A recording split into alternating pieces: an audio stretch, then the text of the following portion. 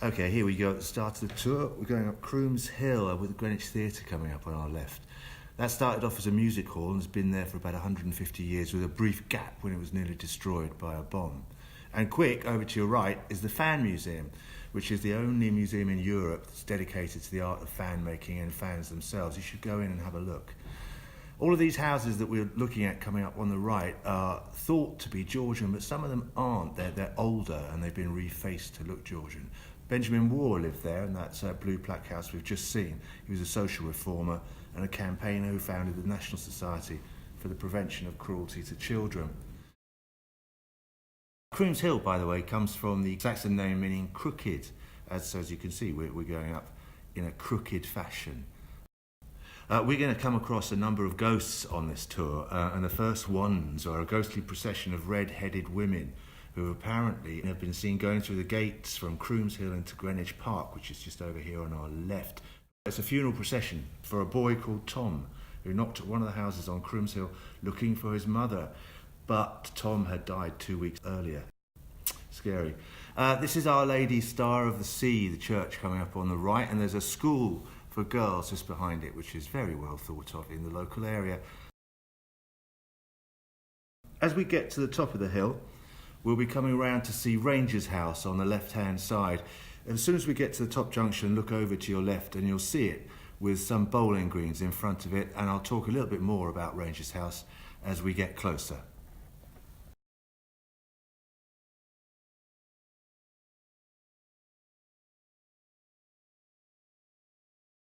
If you look over to your left through the bowling greens, that's Ranger's House, which is a house dated from the 17th century. It's a red brick residence, initially built for the Rangers of Greenwich Park, not many of whom lived there, and then various royalty have lived there ever since, including Queen Caroline, who was quite a scurrilous character. Her bath is about all that's left of the house next door, but you can see it in Greenwich Park, just to the left of the Ranger's House as you look at it. Since 2002, Ranger's House has had a collection of art in there, the Werner collection, which was put together by Sir Julius Werner, who was richer than Donald Trump. And here we come up onto Blackheath. The name Blackheath is excitingly thought to have come from the fact that there's a rumour that the heath was used as a burial ground during the Black Death. Sadly, this isn't entirely untrue. It would have been much more exciting if it was true, but it's probably called Blackheath for the more mundane reason that that's the colour of the earth, just meaning black, dark soil, the bleak heath. So there are some plague victims under there, maybe, so you can still tell the story, that's fine.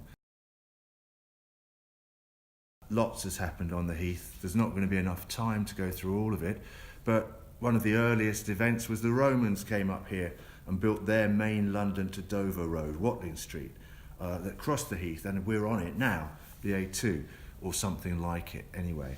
Since then, the heath has always been open land. It's been a host for camps and for meetings, big meetings. Wat Tyler, leading the Peasants' Revolt in 1381, rested here with his revolting peasants until they went down the hill to what's now Greenwich Park to meet the king the following morning.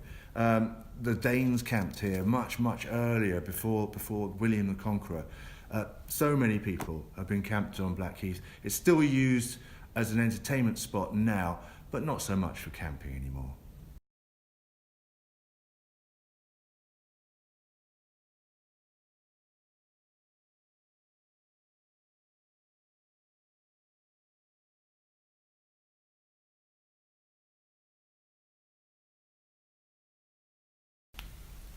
Just ahead of us and to the right really is John Roan School, which is one of the oldest comprehensive schools in England, although you didn't have comprehensive schools before about the 1960s, so I'm not quite sure how that one works. Anyway, it was founded in 1670 because John Roan in 1643 left his estate to teach and clothe poor boys following an argument with his brother. Is that what you'd do if you had an argument with your brother? Go and teach poor boys? Because it's not what I'd do, I'd punch him. Anyway, the school that we're going to pass was built in 1926, and there's a board commemorating the original founder, John Roan, in St Alfred's Church, where we started, and every year the pupils from the school still visit to pay thanks to him on Founders Day.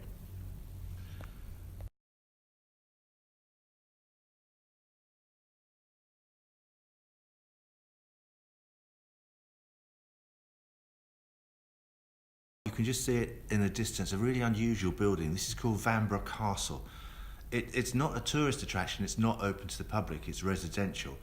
But it's really striking, as you can see. It's quite a Gothic style about it. It was designed and built by Sir John Vanbrugh, a restoration playwright and a very talented man who could also design and built his own house.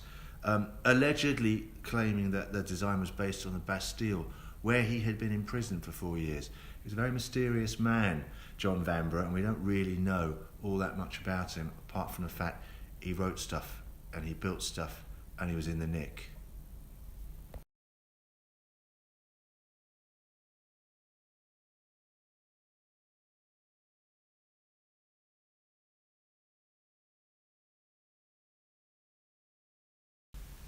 Just down the road on our left, the famous pub pianist Jules Holland has a recording studio called Helican Mountain Studio.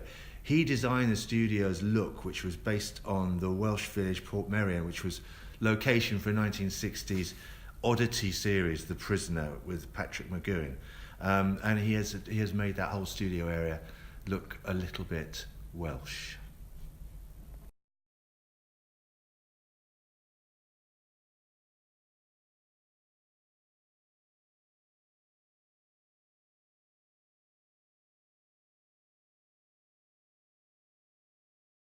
We're still in Westcombe Park here, but we're coming up to the Royal Standard. This is one of the nicer parts of Greenwich to live in. These are Victorian houses mostly. They're pretty, aren't they? We're coming up to the Royal Standard, which is just a little, a very likeable area all on its own. This green patch in the middle is called Batley Green or Batley Park, whichever you want. And sheep farmers from Kent would rest their flocks here overnight when they brought them the sheep from farms in Kent. They'd stop here for a rest before they took them into London to be slaughtered.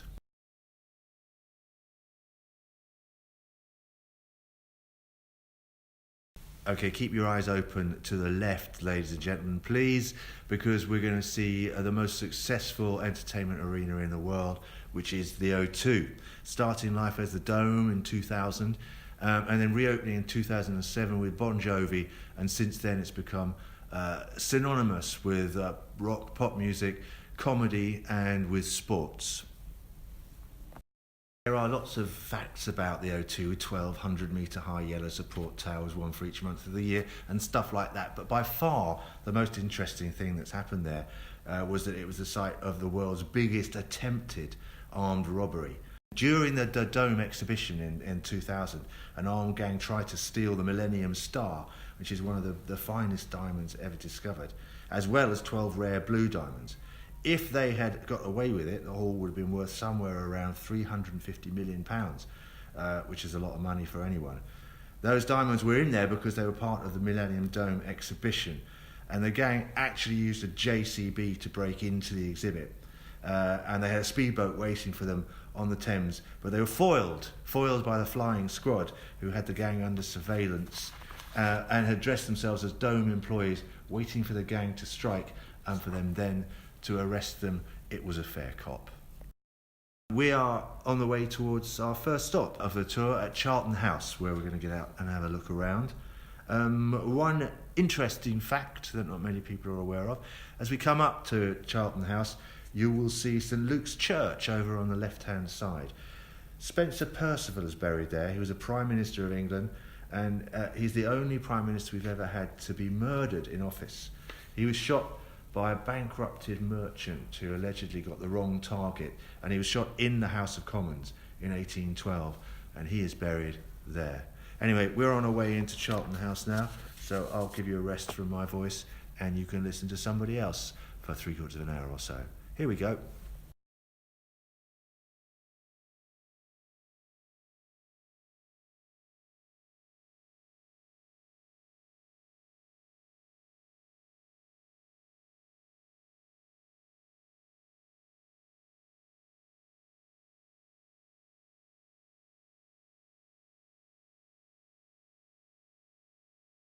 We're coming out of Charlton House into the village of Charlton. It's a cliche that London is a collection of villages, but it really is, and in some cases you can see it far more obviously. Blackheath, where we were earlier, Greenwich itself, and Charlton here are small hamlets, and you can imagine them 500 years ago as having been separate places to live, where you would possibly never visit Greenwich if you lived in Charlton for all your life.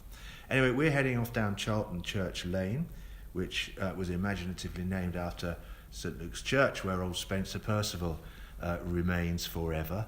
And on our way down, we'll be able to see shortly, as we crest over the brow, the Thames Barrier, which we're visiting later on. And you'll see that down in the river. Before we pass there, we'll be able to see the Valley, which is the home of Charlton Football Club, and that's going to come up over on the right-hand side as we get down to the more steeply inclined part of the hill. Charlton's been around since the early 1900s. It was founded in 1905 by a group of teenagers, really, who played locally and became a senior side in 1915, which was when Arsenal left Woolwich Arsenal, where they were formed, for the hell that is North London. Charlton Strip is red and white, which is allegedly because they used to borrow Arsenal's spare kit when they were neighbours. Charlton are known as the Addicts. That's not addicts as in drug addicts, that's addicts, due to the South East London pronunciation of haddock, it says on my notes. But I'm from South East London and I say haddock, not addock. I could say addock, but I wouldn't say addick. Anyway, they are called the Addicts. The club had to move to Crystal Palace when the stadium became unusable after a change in the law which came out as a result of the Hillsborough tragedy. And in 1990, a local one-issue party was formed called the Valley Party, which brought Charlton back to the Valley, and they're still there now. Right, we're on our way to see the Thames Barrier, which is one of the engineering wonders of the world. The Thames Barrier has been, what it does is it protects London from flooding. It's been there since 1984, when it was officially opened. The reason London is prone to flooding over the past 35 years, it's increased in fact, because of a strange thing. It's rising sea levels, which is happening all over the world, but in Britain we have a gradual tilting, which it's weird. A tilting which is causing the north and the west to rise slightly, and the south and east to sink. You're not going to start tipping over, because this is it's called post-glacial rebound, which is good. So post-glacial rebound only happens at a rate of about 2 inches per century, so you're likely to be okay. There have been a number of floods in London over the centuries, which have caused the deaths of mainly poor people who lived in basements and near the river. And the Chelsea Embankment has collapsed over time. The Houses of Parliament have been flooded, and all of this cumulatively led to a proposal for a flood barrier. Nothing happened really until a flood in 1953, which killed 307 people in England and 230 out at sea because of the sinking of a passenger ferry and some other shipping. That almost directly led to the planning and the building of this barrier that we're coming close to now.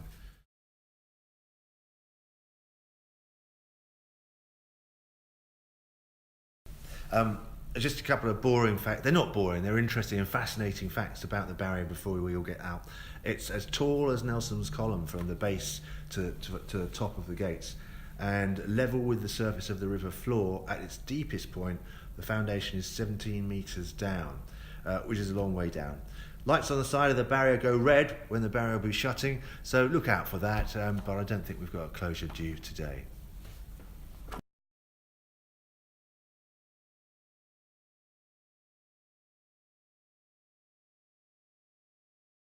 You can't actually go on the Thames Barrier, but getting close will give you an idea of what an amazing job it does. And here we are, we're just arriving at the river now, so we'll park our luxury bus and we'll go and see the barrier.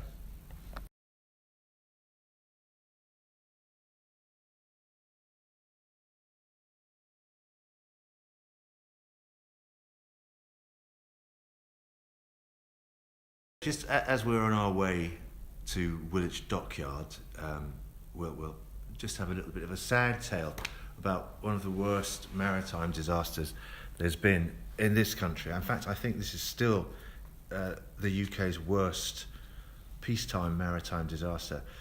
A little bit further down the river and past Woolwich Arsenal, where we are on our way to, or towards anyway, there's a stretch of water where a steamer ship called the Princess Alice sank in 1878.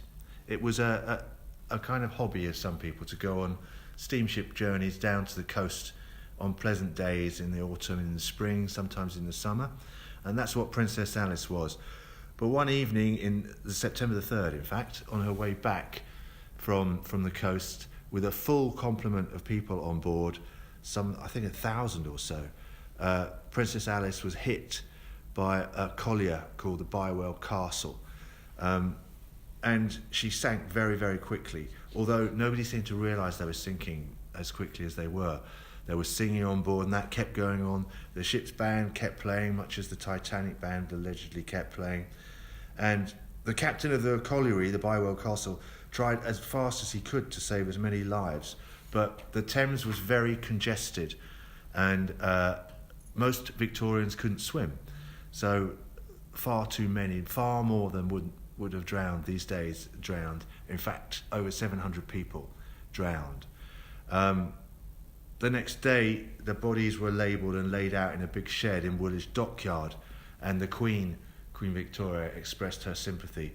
Some of those people that died are still buried in the dockyard. Those are the ones who remain unidentified.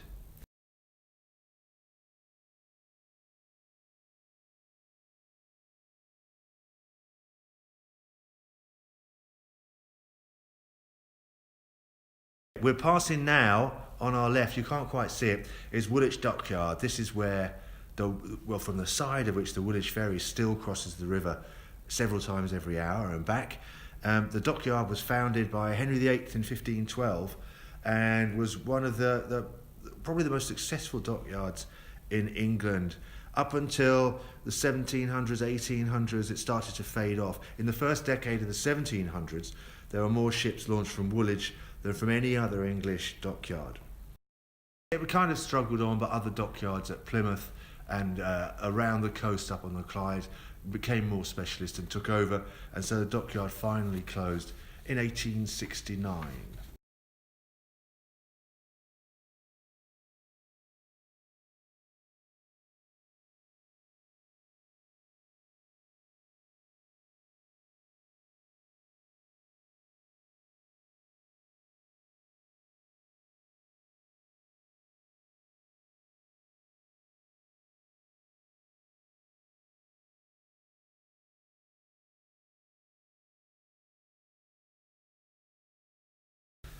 Well, we're skirting round the centre of Woolwich now. Woolwich is a busy and exciting, thriving market town, and up until the 1970s, it was one of the centres of military production, as well as the dockyard further back where we've just left. The arsenal produced much of their ammunition and the ordnance that the British Army used in various campaigns, including during the First and the Second World War. It wasn't always the safest place to work on the arsenal, but it certainly was a place to work, and really the arsenal supported the working population of Woolwich for hundreds of years. And when the arsenal finally closed in the 1970s, Woolwich had a bit of a downturn because so many jobs had disappeared. The arsenal was closed and almost derelict in places. But now the arsenal has been revamped, if you like, and remodelled. A lot of the old buildings have been turned into apartments, and a new creative and cultural district is underway and is being planned and built there, and artistic companies from around the country are looking at Arsenal as the Royal Arsenal, to give it its proper name, as a place to flourish and to thrive over the next 20 or 30, 40 years. So come back and see Woolwich again, every year, in fact, but certainly next year and the year after that, because I think you're going to see a massive change.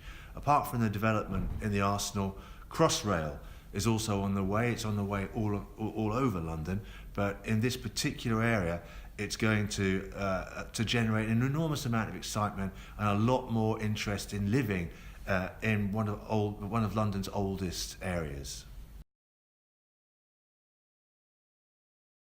Passing the Garrison Church, St George's Church, which was built in the 1800s. It was an amazing building with it's a kind of Italian Romanesque style, if you know what that is. I don't.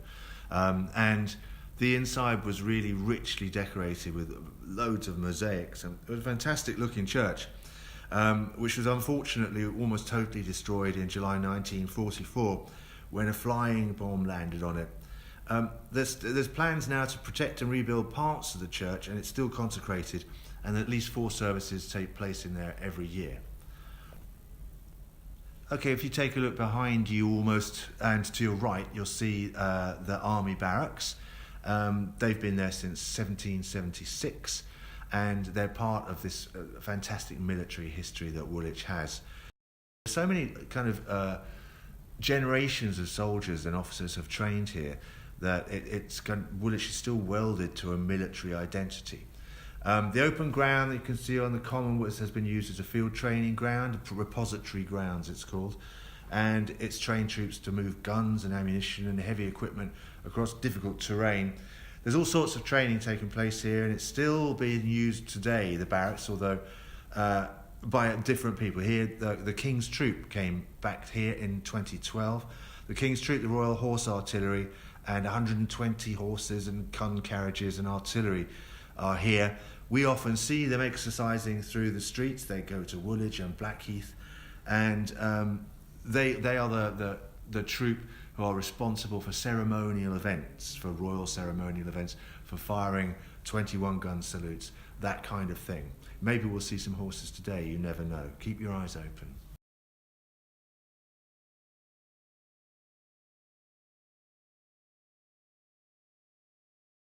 And one more part of Woolwich's military history is coming up ahead of you on our left. That's Woolwich Military Academy. The academy was where commissioned officers were trained. It was a technical place, a place where you learn the technical things about bores and about ranges and any kind of military technician. It's now, in common with many of the places we're seeing today, been closed as an option for the military, and it's been turned into residential apartments. But it looks like a nice place to live, doesn't it? We've got all that green out the front, and an enormous amount of history attached to the academy. And it allegedly has said to have generated the usage of the phrase talking shop.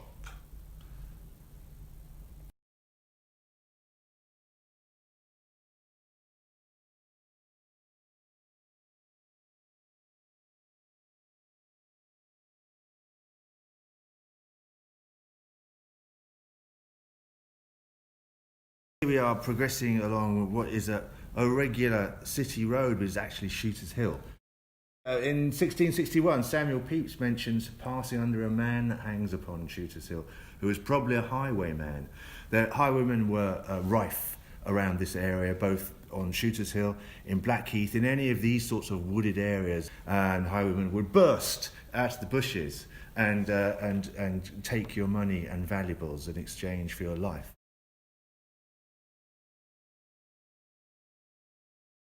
So we're just about to turn onto the narrow road that runs up to Sevendrew Castle, and this is the start of a set of medieval woodlands. Oxley's Woods is the main part of it, although the castle is in a kind of offshoot of the woods called Castlewood.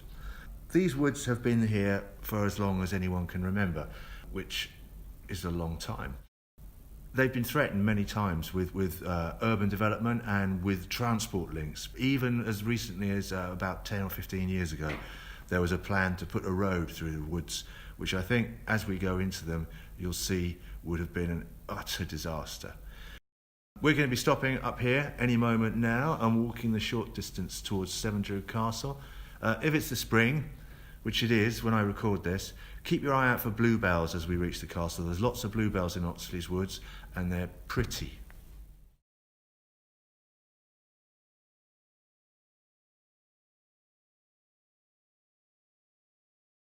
Right, everybody out. We're going to walk up towards Severn Druid Castle, which is an 18th century folly, which was built by a grieving wife for her husband.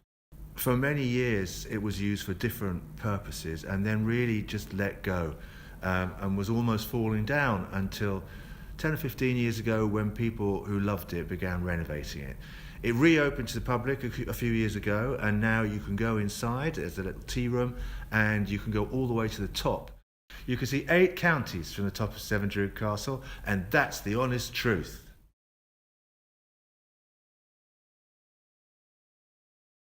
Right, as we reach the main road again, and as we turn left, just look through the windscreen, you'll see one of the best views in London coming out in front of you. And it won't be in front of us for very long. We'll be going down the hill and you'll lose it. But keep your eyes open, keep your eyes front, and you won't regret it.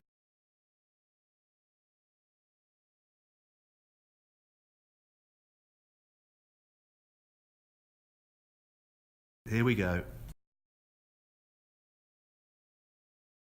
There you are. I mean, that really is splendid, isn't it? I like that word, splendid. That's a splendid vista. It's a fantastic view, and there's not many like that in the London area.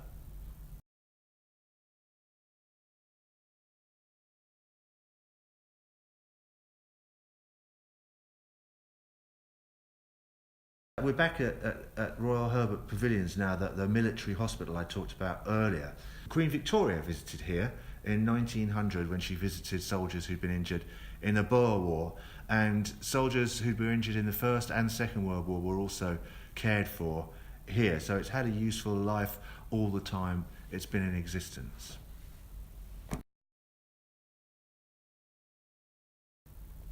One other thing, which is going to be, it's kind of minority, niche interest this is, but the TV cook Fanny Craddock and her husband Johnny, from the days of black and white telly, they lived in Shooters Hill Road, which is where we are now, and Frankie Howard was gently educated at Shooters Hill Grammar School, he said, as was Jules Holland, who was expelled from the school, allegedly for damaging a teacher's Triumph Herald, although I don't remember that in his autobiography.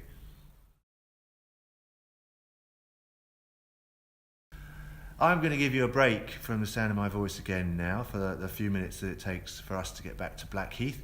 And once again, if you've got any questions that you'd like to ask, crack on and I'll try and answer them as best as I can.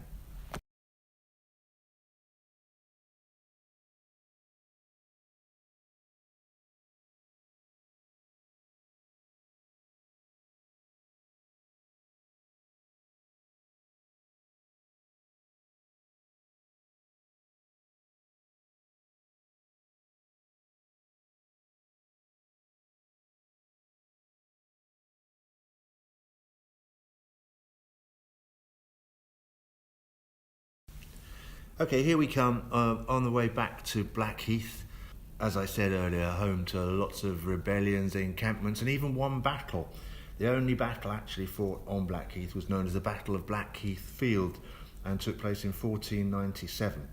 And it was another rebellion, much like the Peasants' Revolt.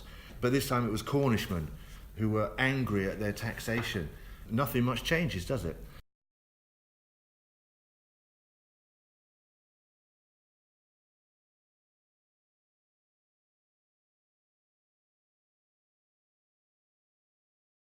So we're going to be going into Greenwich Park any moment now. Greenwich Park is one of the oldest royal parks in London. It's the oldest enclosed royal park, and it was established by Henry VIII when he was on the throne as essentially as a closed-in hunting ground for deer. There's still deer in Greenwich Park. They have their own enclosure now, and it would be nice to think that they were the descendants of some of the deer that Henry VIII put there all those years ago. But to be fair, they're probably not. Greenwich Park these days is popular with Londoners and visitors from all over the world, mostly because it has the Royal Observatory in the centre of the park looking out across the river. In the Royal Observatory is the Meridian line. The meridian marks the meeting point of the eastern and western hemispheres. So if you go inside the Royal Observatory, you can stand with a foot on either side of the world and feel as if you are the most powerful person in the universe, if you wish.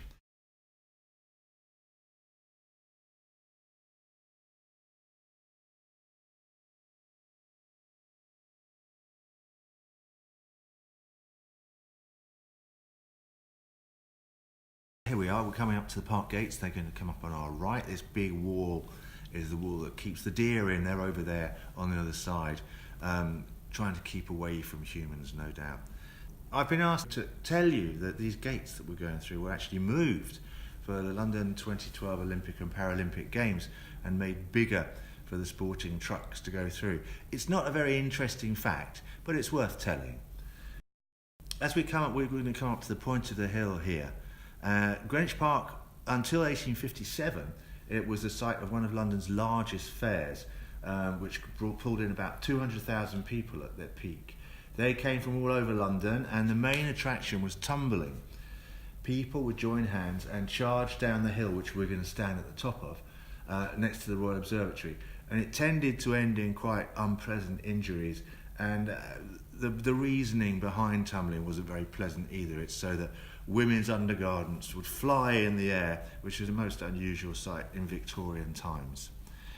Here we come up to the statue of General Wolfe. General Wolfe was the victor of Quebec in a long ago battle for Canada, and this statue of Wolfe was given to Greenwich by Canada in the 1930s. If you look carefully as we approach the back, you'll see some marks on the white plinth, and those are shrapnel marks from a bomb that dropped here, or several bombs, during the Second World War. When we get out of the bus, you're going to see one of the mightiest views in London. You can see across the city, across the river, right through into the West End. If it's a clear day, you'll be able to see the London Eye and the BT Tower, the Shard for sure. Keep looking and see how many London landmarks you can see. St Paul's Cathedral is there, but it's difficult to spot if you don't know where to look, and if you don't, I'll show you.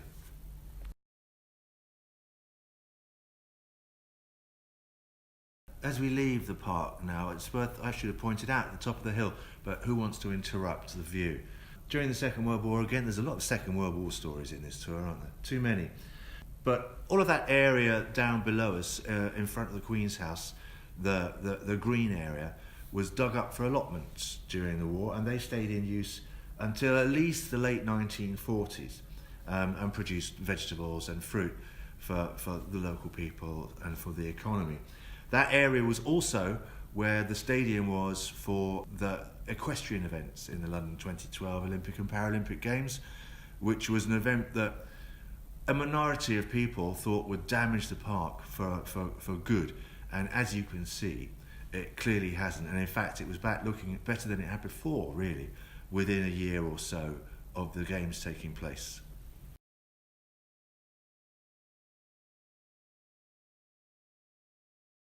This is your last chance to ask questions, and I'd be happy to answer them.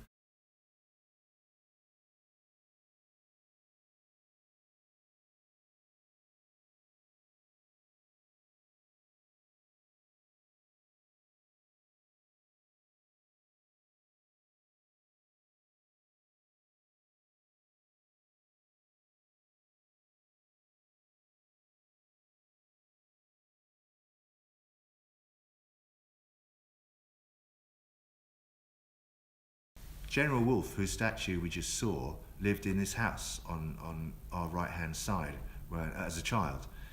There's an interesting fact for you. And one thing that we missed, that I missed talking about on the way up the hill, is Cecil Day-Lewis's house. The poet laureate Cecil Day-Lewis lived in a house at the bottom of the hill, which we're going to pass any moment. And Daniel Day-Lewis, the actor, his son, grew up in this house.